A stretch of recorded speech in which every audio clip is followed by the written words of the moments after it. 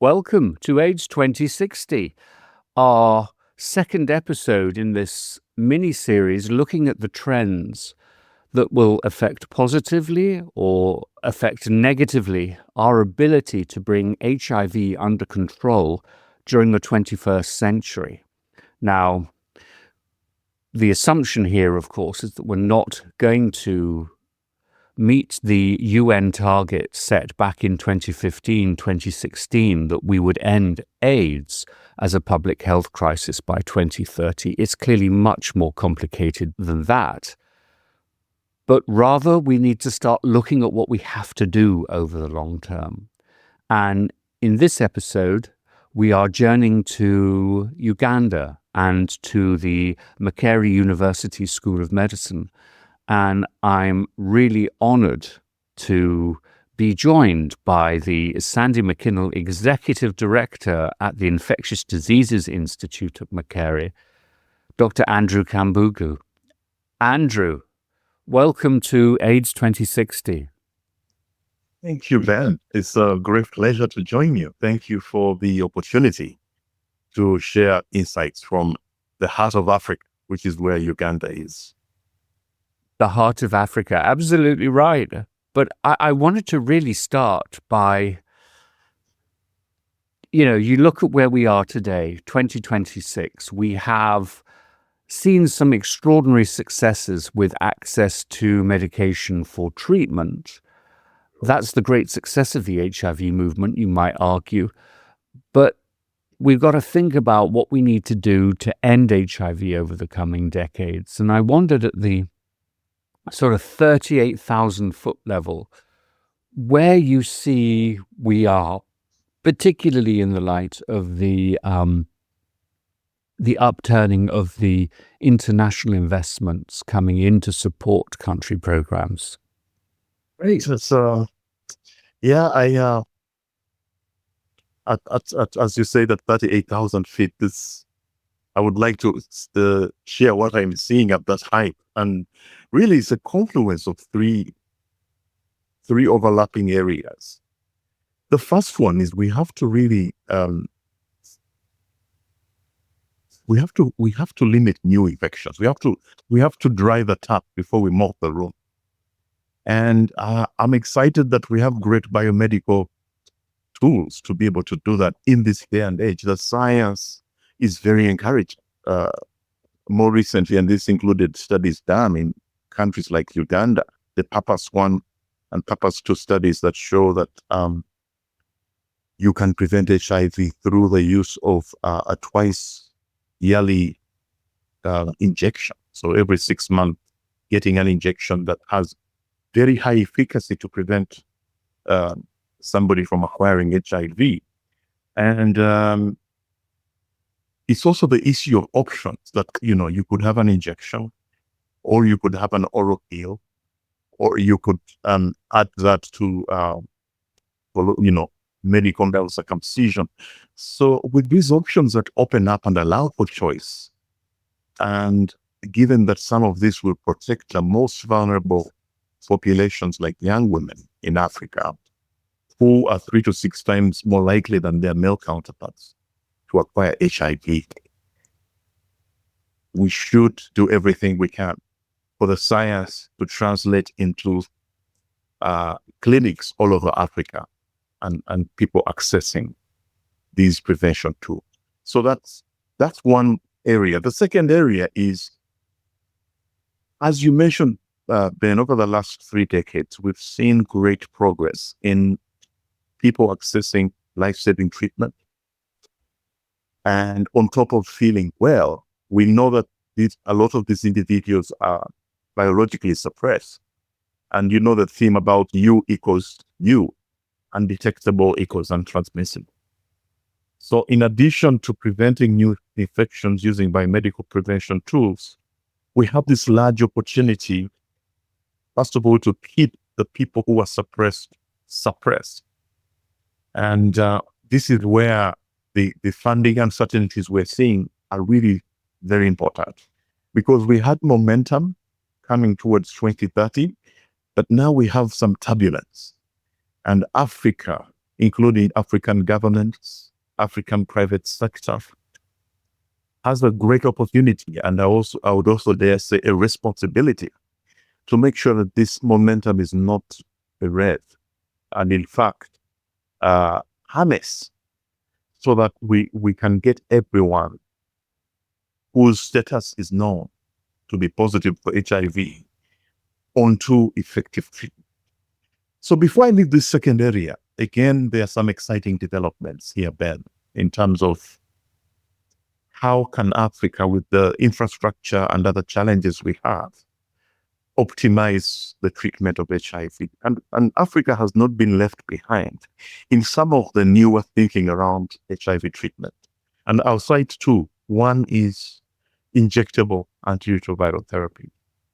So at the IDI, which is where I'm talking to you from, we have been part of some great demonstration projects on the feasibility, practicality of injectable ART. We are seeing results that exceed our expectation in terms of the appetite by our communities for this treatment. And so to us, the initial skepticism we had around injectable treatment in Africa is kind of melting before our eyes. And we believe this is really part of the solution that we're looking for, especially for some of the vulnerable populations where our legal environment, hampers access. And here I'm talking about in commercial sex work, men who have sex with men, and this kind of groups where the legal environment is adverse. So those are the two. I think the third area that I would articulate, or maybe before I talk about the third area, still on treatment, I've been part of discussions around dual therapy. So it's switching people who have been on 3 drugs to 2 drugs. And especially if it involves moving away from drugs that for the long term seem to impact the health of our individuals who are living with HIV, particularly as they age. Yeah, so a lot of our friends have been, for example, on tenofovir for a long time, and we're beginning to see adverse effects on bone health as an example of that. And so as we get better regimens, can we introduce 2 drugs, in this case, ETG with either 3TC or FTC? That's something that, in my view, that we should really pursue in Africa, because it would also improve adherence to the medication. And then finally, the third area. So I've talked about prevention. I've talked about treatment. I want to talk about the agenda of integration, because in Africa, this is increasingly becoming important. But we started this life-changing HIV treatment, especially under the banner of PEPFAR, as an emergency. Unnecessarily, we introduced siloed programs, vertical programs, dedicated clinics, dedicated teams. And it has saved lives. But if we are thinking at longer term and strategic, and listening to you as you introduce the talk, that's what we should be thinking. Our governments, our civil societies are now thinking, let's break out of the silos.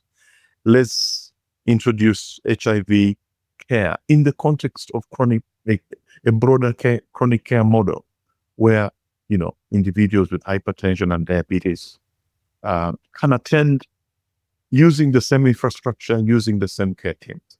So I know I've got for a bit, but that is the 3,800 feet view of some of the spheres we have to focus on.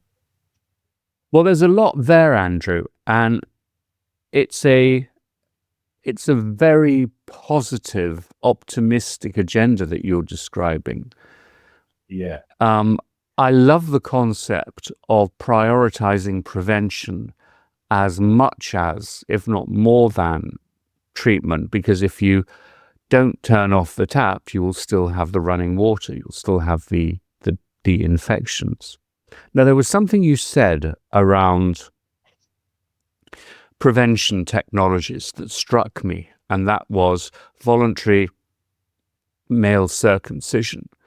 Looking at it from an American perspective, the Secretary of State, Marco Rubio, in a hearing with senators, said that he was immensely proud that he had stopped male circumcision services. I think in this case it was the state of Gaza in Mozambique, not as Elon Musk had confused it with Gaza up in the Middle East. And I just wondered, you presented the choice agenda so articulately. What role do you see male circumcision continuing to have in this environment? Yeah, I think one of the mind shifts that is happening right now is that we should engage beyond the conventional engagement that we see where the national development aid, like from the US, is dominant. I think we're in a phase where they are and should be more ownership of the programs from the perspective of the global South. But there are some facets that I wanted to emphasize for that ownership to take root. Of course, one is the role of our governments in terms of making resources available and covering those areas that are not necessarily prioritized by the US government. The circumcision studies were done in Africa by credible groups, and therefore the evidence is robust. One was done in Uganda by the Rakai group, and then the Kenyan group and the South African group. And so these are African studies, and we can and should convince our government to continue a level of investment in medical male circumcision. But I also want to point out two other players, the private sector, especially in Africa. We have an opportunity to engage the private sector to also put resources in this option of medical male circumcision, because beyond HIV, it also has other benefits that lead to a healthier male population and possibly a more productive population. And finally, I also want to highlight the role of private financing schemes. So in Uganda, particularly, we're looking at health insurance. So again, if an individual is accessing health insurance, that health insurance should cover medical male circumcision. Why not? It's an effective prevention technology, and those who elect to have it should be able to access it. So if I can summarize, the mind shift I'm seeing is that whereas the US government has not prioritized it, there are opportunities for our government, our private sector, including our private health insurance schemes, to actually cover this. The other exciting thing about medical male circumcision is once in a lifetime intervention. If you get up to do it again, so there are no repeat costs. So I think this is how I view it, and this is the kind of advocacy we are doing with our government. Yeah. So if I take us back, you and me, to when we first started working with the WHO and the Clinton Health Access Initiative, yes, it was on this trying to implement the principle of treatment optimization. We were trying to adopt Western regimens to make them more affordable but still functional for the majority of the world living with HIV, particularly those in Africa. And we had a few successes, particularly around treatment and pregnancy.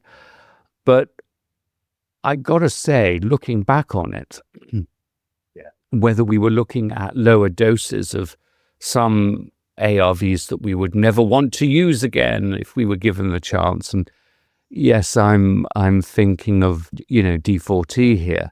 At the time, I was wondering, is this the most effective way of bringing medications in need into other regions? Yeah. And I wondered what you were thinking at the time. And sure, there were some good stuff. But we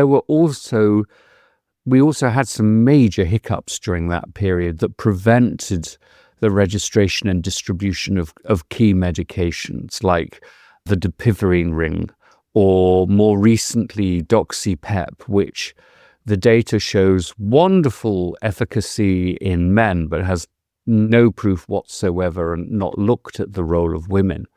So is it a mixed bag, the old treatment optimization agenda? Does it still have a role, or do we consign it to history, do you think? Ben, of course, context is everything. There was a context then and there's a context now. And I think, for full disclosure, I was an investigator on some of these studies, like the low-dose stability studies. So even as our listeners are part of this conversation, that disclosure is very important. I think the view I have is one where I kind of reflect on one of the former presidents of the US. I think it was Roosevelt. He made a famous speech about a man in the arena. And many times when I think about what we have done, what others have done in the past, I am not quick to pass judgments, because I believe some action is better than no action at all. And as long as we are learning from the mistakes that we made. So for these low-dose studies, these are studies that actually went through formal institutional review processes. Yeah. Meaning at that time, really, it was envisaged as an option, not just by us, the investigators, but even by regulatory bodies here in Uganda. And we actually recruited the studies fully and were able to answer the question that showed that you maintain efficacy. But there were still concerns about long-term toxicity. Now, with hindsight, of course, the better option would have been to look for less toxic treatments than exploring these questions. But let's also remember that hindsight is 2020. That when you're in the situation, you don't have the data to show what is what. And so I think history should judge us fairly when they're looking at these studies. I think the studies were motivated by what I call the coverage issue. Can we do as much good for as many people, rather than doing the perfect thing? Yeah. That aim of doing the most good for the most people is still relevant today. It's just that we have now better options, including the option to offer fewer drugs in the duotherapy I was describing. So that's what I would say, Ben. I think looking back, there are lessons to be learned. And in fact, those lessons have a bearing today. For example, we talked about injectable lenacapavir. It's very efficacious, but it's very costly. But if we look at the past, what should we be doing? I think what we should be doing is to find either generic options that are affordable, rather than confining our populations to PrEP that is more cumbersome than lenacapavir, for example. Yeah. I think you should take the lessons and see how to apply them forward. And it's all about affordability as well, isn't it? I think the charm of the treatment optimization was to say, well, we have these medications, they are affordable. How do we make them work best for us?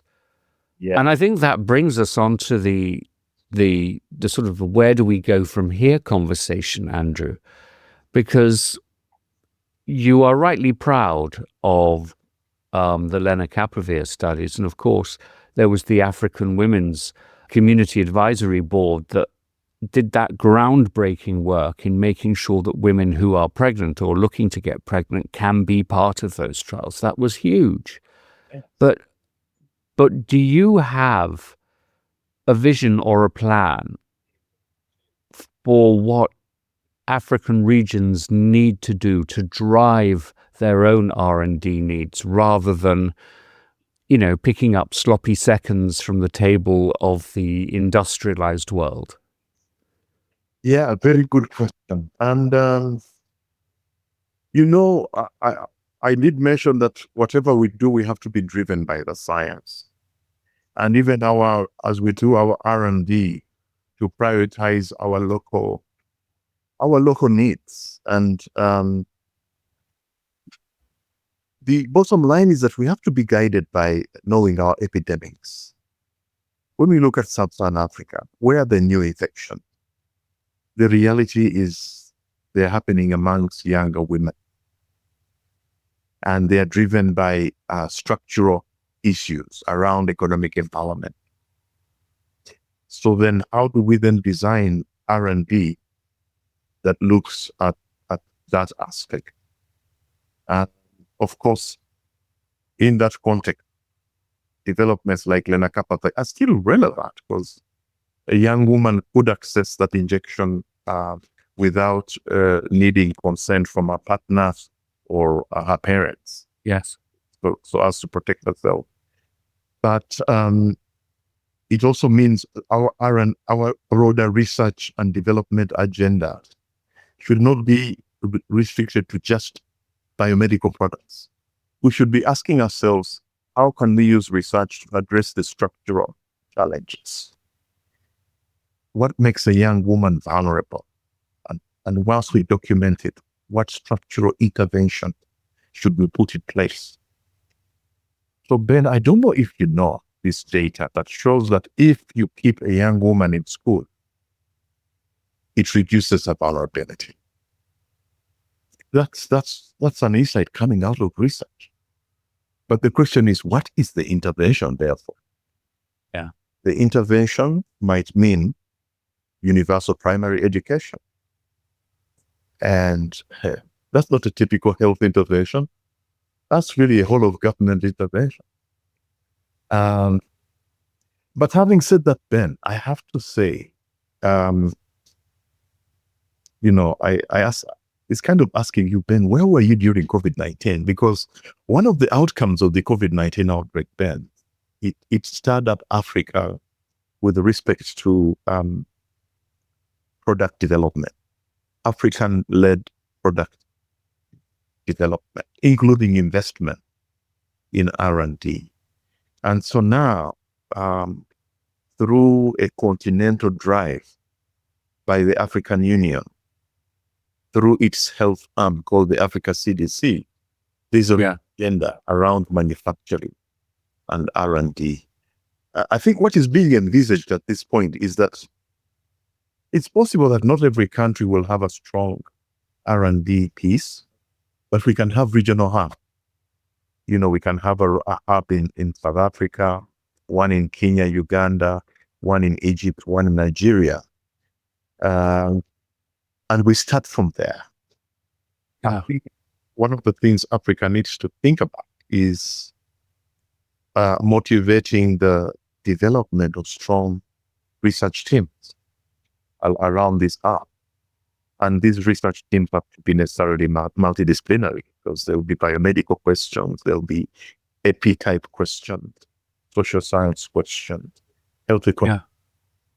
So I know I'm talking very broadly, but it just shows that the work that is required is a lot, but you have to start somewhere.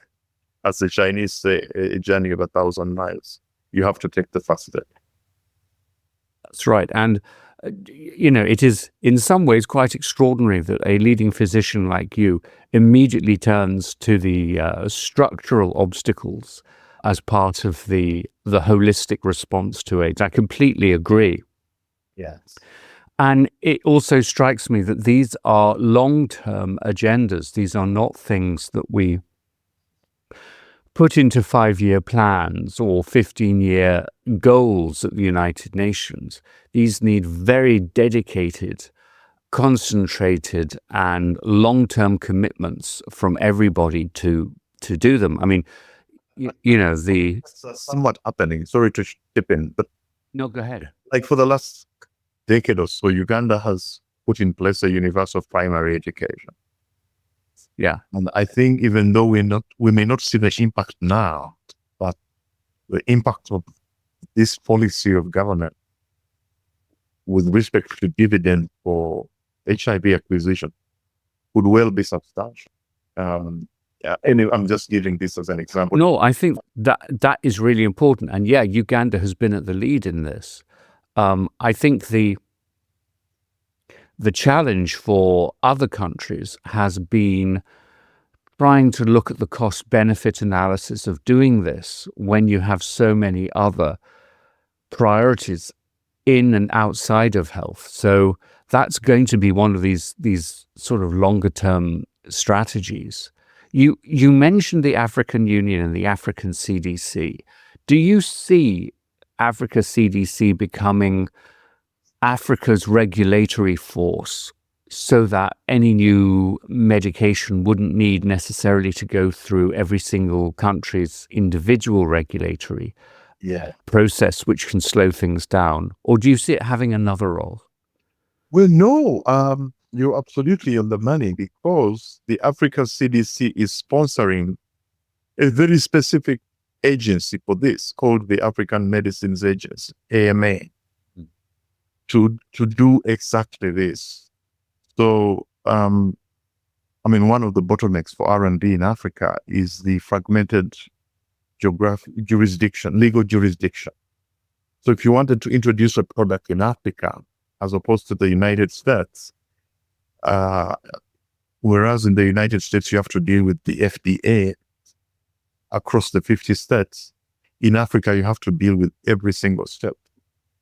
And of course, this comes with a lot of overhead costs to be able to do it.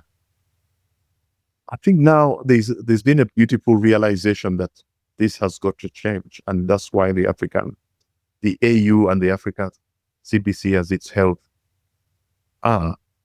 is sponsoring the African Medicines Agency. And entities like IDI and other players that are beginning to work with Africa CDC as a regional entity are looking for opportunities to be part of that effort, contribute to the realization of this effort, including actually applying for grants that enable the building of the capacity of the African Medicines Agency. And I think that we are in a position where, for certain aspects, maybe we don't have to reinvent the wheel. We can borrow the European agency and from FDA and bring on board those things that have worked well for them and adopt them. So it's a great opportunity. You mentioned the private sector, and as a trend moving forward over the next few decades, I've been really struck how in the entertainment sector, African industry is, how shall I put this, pulling ahead of its competitors in other regions, notably Europe and the US. And I see it on a day-to-day basis by being part of Shujaz Global, that of course produces Sugar Global, that produces the Sugar TV series. But I wonder, are you seeing a flourishing of private sector interest, African private sector interest, in driving research agendas, or at least demanding that researchers like you set an Afrocentric research agenda? Yeah, the short answer is a yes. It's not the flood. I think at this point it's a trickling. We are seeing the trickle of this. In Uganda, I want to cite one or two Ugandan examples. So we have a partnership. It's called CIPLA Quality Chemicals. This is a Ugandan entity that takes technology from India. So they do get the IP to make these products, but in Uganda. So the manufacturing is in Uganda based on licenses from an Indian generics maker, CIPLA. But it provides a really, what you call a feasibility model, a demonstration, proof of concept model. So for CIPLA Quality Chemicals, that's what it's called, the entity in Uganda. for over 15 years now. No, actually 20 years. Oh, I'm trying to see if I have the bottle.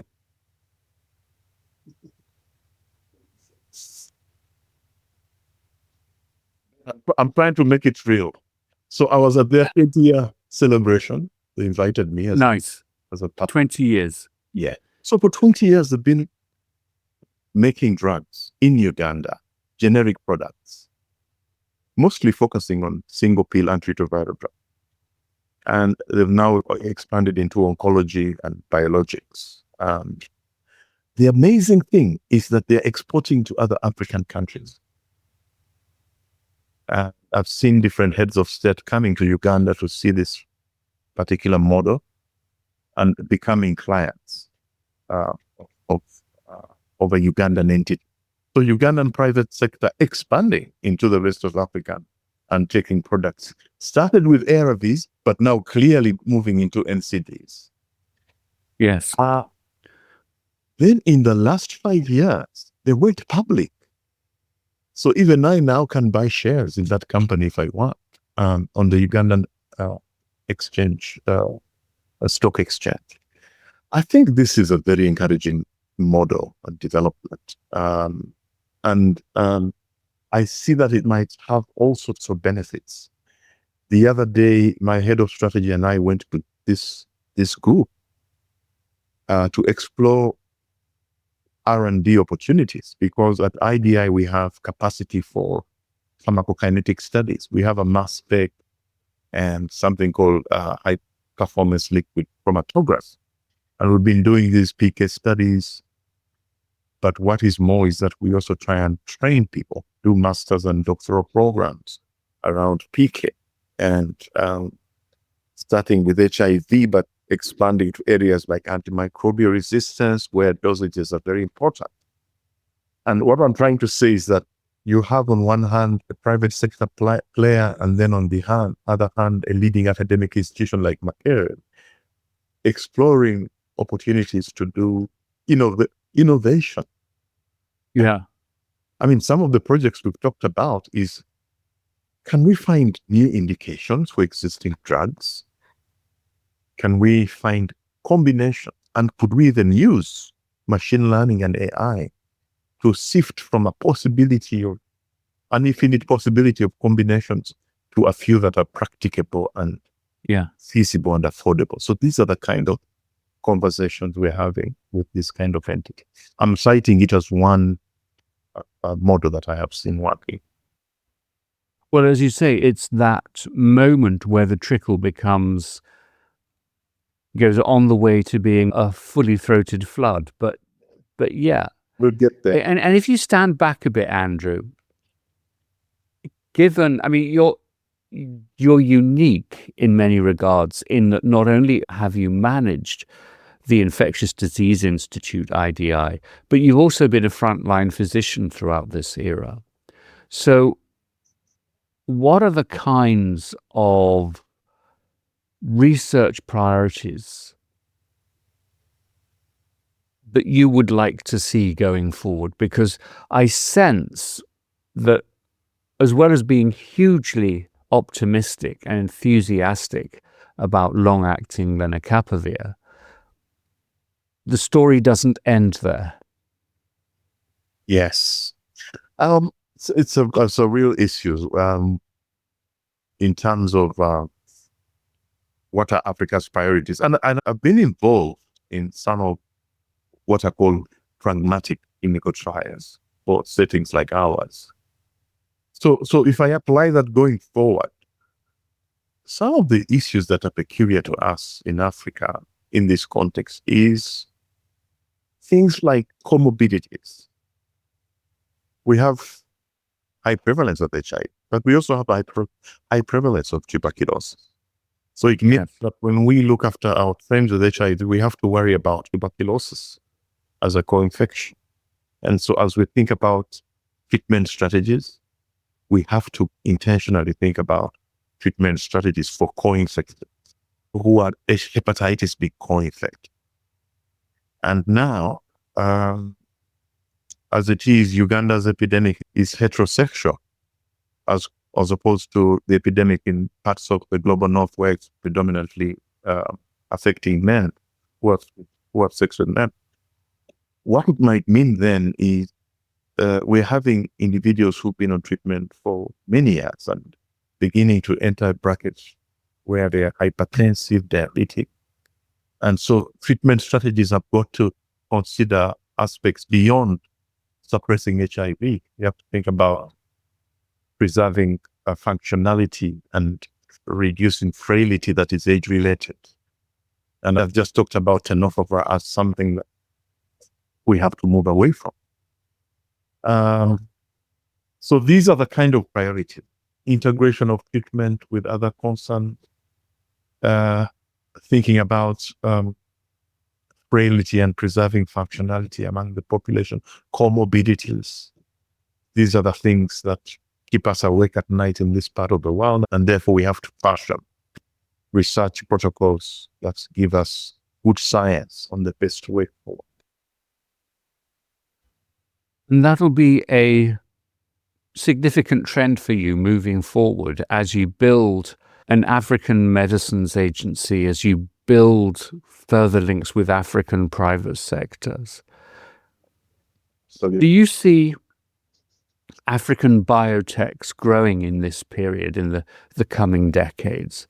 I mean, we know Afrigen from South Africa, which is the poster child. But do you see the emergence of Ugandan, Kenyan, Nigerian biotech that can play a similar role to that Gilead has played? Yes. I mean, there is one or two models in Uganda where we have seen the government of Uganda actually make some investment in what I would call a fledgling private biosector. The emphasis is on diagnostics.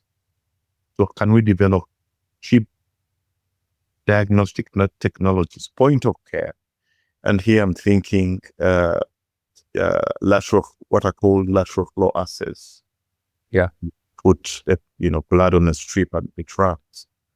And so I think Africa's opportunity is not to start with the very complex, but to really start with some of the lower hanging fruit that potentially have higher impact. And for me, the diagnostic area is a very big area for biotech to thrive. And one of the opportunities I see, Ben, is to leverage the lessons we've learned with HIV diagnostics into pivoting that to address emerging infectious diseases in Africa. I mean, I'm talking to you now in the context of an Ebola outbreak. And one of the challenges with the DRC outbreak has been diagnostics. How do we ensure that when somebody is exposed and if they develop symptoms, we can confirm at the earliest opportunity that this is Ebola or not? And you could do this based on a cheap diagnostic, but somebody has got to develop it. And I think the motivation is highest for Africa to invest, both government and private sector investment. I'm proud to say that in the case of Uganda, the government of Uganda is putting money where its mouth is when it comes to investing in science. So Makere University, where I'm based, is a recipient of a research and innovation fund. It's called the Makere Research and Investment Fund. So the government of Uganda gives money to the university. Then the university puts out competitive calls for scientists to compete for that money. And so there's a peer review process so that the best ideas are funded. And for me, this is a milestone. It has never happened before, but now it is happening. No, I'm really struck, Andrew, by your optimism and enthusiasm for this century, for this being Africa's century, not just in the entertainment industry, but in health, not just infectious disease, but in health and comprehensive health, including education and whole person wellness. There's one slightly awkward question. Hard work. to be done. But Sorry? and I know that there's a lot of hard work to be done. But in Africa, I think one of the things that Africa is not short of is resilience and enthusiasm, because we have been through a lot, and Yeah. I think it has enabled us to concentrate on the positive things of what can be done. And it's true, because I also sense in you some resilience that this is not a solution that is going to happen overnight. It's going to need the coming decades. What I wanted to ask you is that, for better or for worse, Uganda has been on the front lines of culture wars with legislation targeting marginalized populations, those that are sort of separated from the mainstream. You referred to them earlier on, sex workers and gay men who have sex with men. How do we nonetheless incorporate them into our population-based therapeutic approaches in the coming decades? Yeah, I mean, as you can imagine, we've been at the forefront of this, what I would call a dilemma, where on the one hand, there are legal provisions where if somebody engages in sexual acts, for example, of the same sex, they are liable. They're criminally culpable. That's the law in Uganda. But on the other hand, and this is at a constitutional level, there are certain rights that are enshrined in the constitution, including the right to access healthcare.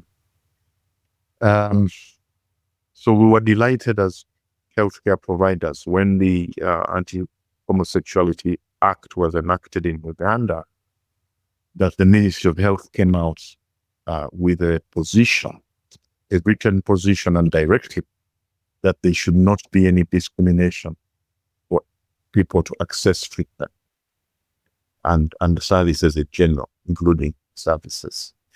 So we are delighted. I think it's a notable and positive thing that both our political and technical leadership within the health sector recognize that we cannot achieve our broad goals in controlling the HIV epidemic without targeting these populations that are vulnerable and that are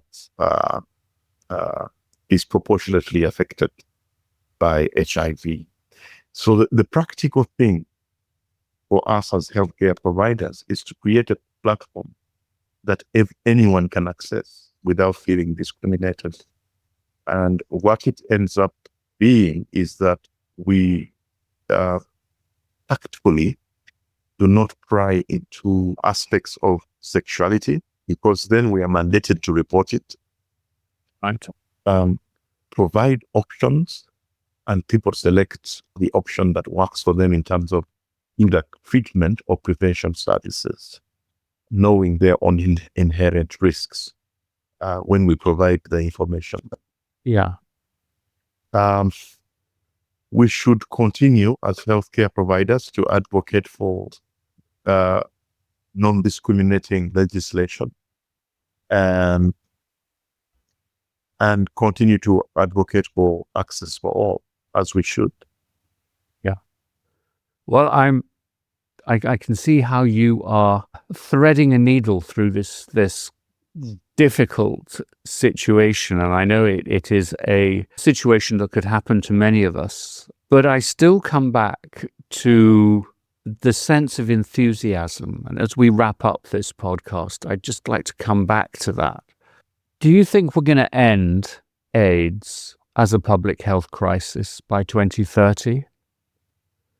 I'm concerned about the context where there are real issues with the international development support we've been getting for HIV program, where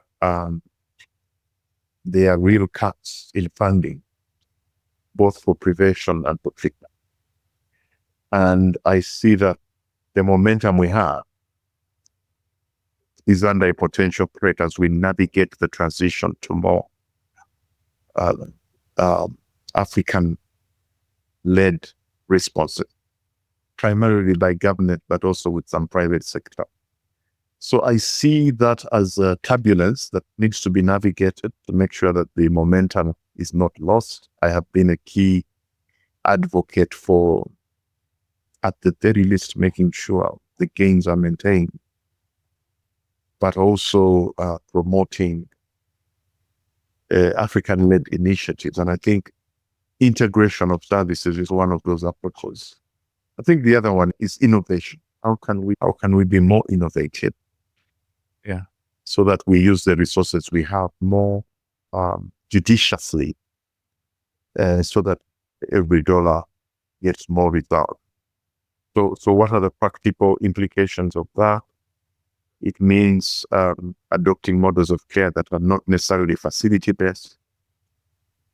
And we have more treatment in communities so that this enhances convenience of access. We now know, for example, for somebody who's suppressed, they just need one viral load a year. So that means they probably need one facility visit if they can get all the other support they need in communities. We've championed certain service delivery options at IDI, including what we call a pharmacy refill model. And that model now can also be enhanced with technology. So we provide a private pharmacy with an app on their computer and phones, and people in HIV programs can access their 6 monthly refill in a community pharmacy next to their. Yeah. And that cuts out a lot of costs, but it also makes sure we document the interaction, we can account for the drugs. There's real-time data showing the interaction because of technology. So these are the kind of innovations that we are tinkering with. But so to go back to your question, it's going to be a stiff challenge to meet the 2030 deadline. It doesn't mean we should not maintain it. You know what they say, you aim for the moon, and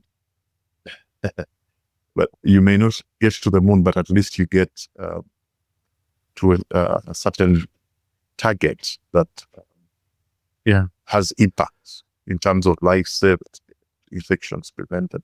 So let's keep the momentum. If we don't get there, let that be a motivation to set a new target to get there. Yeah. And taking account of these very significant clinical, public health, political, geopolitical trends that are going to affect the continent, but how we can still maintain this sense of optimism that you've described for us today, of a point at some point in this century where there is genuine African biopharmaceutical leadership and clinical leadership and research leadership in defining interventions for Africa. Yes, absolutely. This is what we need with more African leadership, ownership, including scientific leadership. I think yes, those are the facets of sustainability, a sustainable response. Well, Dr. Andrew Kambugu, the Sandham McKinnell Executive Director at the Infectious Disease Institute at Makere University, thank you so much for your time today. It is so good to see you after a few years. Hope to be seeing you in future conferences around the world. But thank you so much for giving us your time today. It was an immense pleasure and a privilege to be able to be part of this series, and thank you. Asante sana, we say in Swahili. Yeah. Well, that's it for this episode. Thank you to Andrew, of course. Thanks also to Erica Spera, our director and producer. And finally, a big thanks to you. You can find us on our YouTube channel. You can also find us on all the podcast platforms you'll use. You can find them under the moniker of A Shot in the Arm podcast, but in your searches, you can also find us under AIDS 2060. So it just remains for me to wish you a safe week and a happy week, everyone.